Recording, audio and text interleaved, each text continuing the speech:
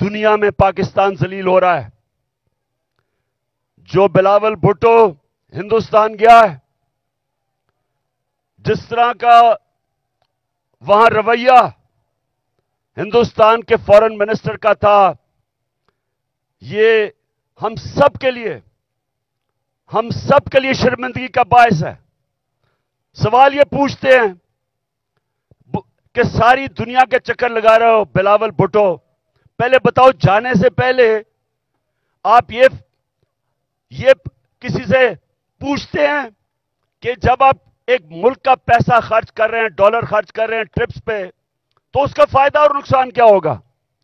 کیا فائدہ ہوا آپ کو ہندوستان میں جا کے جس طرح کا اس نے زبان استعمال کی ہے؟ اور میں آج ہندوستان کے فورن منسٹر کو بھی کہنا چاہتا ہوں کہ کیا آپ میں کوئی تہذیب نہیں؟ کیا آپ میں کوئی ایٹیکیٹ نہیں کہ آپ کے ملک میں ایک مہمان آتا ہے، یا تو اس کو بلائیں نا، لیکن بلا کے اس طرح ذلیل کرنا، یہ ہندوستان پہ ریفلیکٹ کر رہا ہے. یہ آپ کا جو تکبر ہے، میں نے یہ جو تکبر آپ میں دیکھ رہا ہوں، یہ یاد رکھیں کہ اللہ کا قانون ہے کہ جو طاقتور ہے وہ ہمیشہ طاقتور نہیں رہتا، اور جو کمزور ہے وہ کمزور بھی ہر وقت نہیں رہتا. انشاءاللہ ہمارا ملک اٹھے گا اور قانون کی حکمرانی کے اوپر ہم کھڑا کریں گے، رول آف لا پہ اس قوم کو کھڑا کریں گے اور انشاءاللہ ایک عظیم ملک بنائیں گے. لیکن اس سے پہلے ملک میں الیکشن کی ضرورت ہے. اس ملک میں الیکشن ہو، عوام کے نمائندے اوپر آئیں. یہ جو گھس بیٹھی ہے سازش کے تحت، پیسے چوری کے پیسے سے لوگوں کو خرید کے، اور یہ جو اوپر آ کے بیٹھے ہیں، یہ جب تک ہے ملک نیچے جاتا رہے گا. یہ جو جنرل باجوہ نے تحفہ دیا ملک کو، جو اس ملک کو تباہی، جو جنرل باجوہ نے ملک سے کیا ہے، کوئی دشمن بھی نہیں کر سکتا تھا. کوئی دشمن ایک سال میں پاکستان کو وہ نقصان نہیں پہنچا سکتا تھا جو جنرل باجوہ پہنچا کے گیا ہے. اور یہ جو شہباز شریف ہے، میں سے سوال پوچھتا ہوں کہ تم برطانیہ کیا کر رہے ہو؟ تم جو برطانیہ چلے گئے ہو، آپ کے پاس ٹائم اتنا زیادہ ہے؟ کیا آپ کو پتا نہیں کہ یہاں 2 دن پہلے 6 ہمارے فوجی شہید ہوئے؟ 7 پارا چنار میں ٹیچر کو انہوں نے گولیاں ماری. مہنگائی تاریخی ہے. ان حالات کے اندر تم کیسے ملک چھوڑ کے وہاں چلے گئے؟ کیونکہ پیسہ تمہارا باہر پڑا ہے، بھائی تمہارا مفرور باہر بیٹھا ہوا ہے، بزنسز آپ کی باہر ہیں، بچے آپ کے باہر ہیں، آپ کی بزنسز، بچے، آپ کے علاج، سب کچھ ملک سے باہر ہے. تو ملک صرف پیسہ بنانے کے لیے آتے ہیں.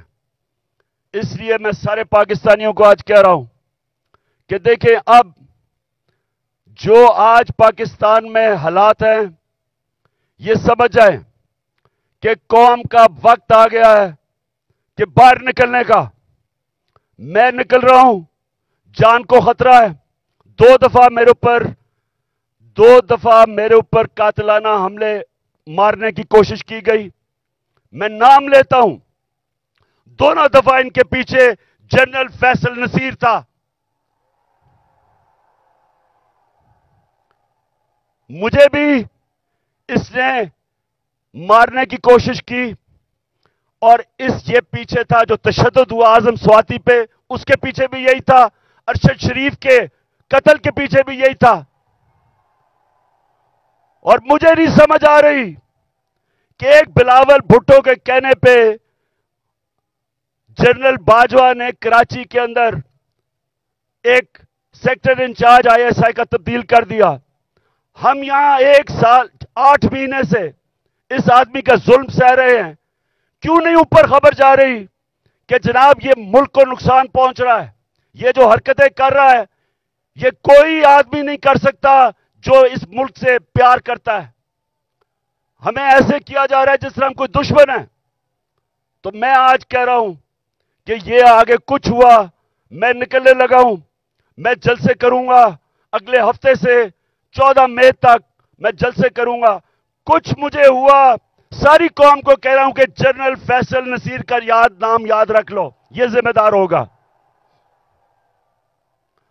और मेरी कौम, जिस तरह आज आप सारे निकले हैं गांव में, मोहल्लों में, जिस तरह आपने अपने आइन के साथ खड़े हुए हैं और जो चीफ जस्टिस आइन के साथ खड़ा है जिस तरह उसके साथ खड़े हुए हैं, मैं आज आपको सलाम पेश करता हूं।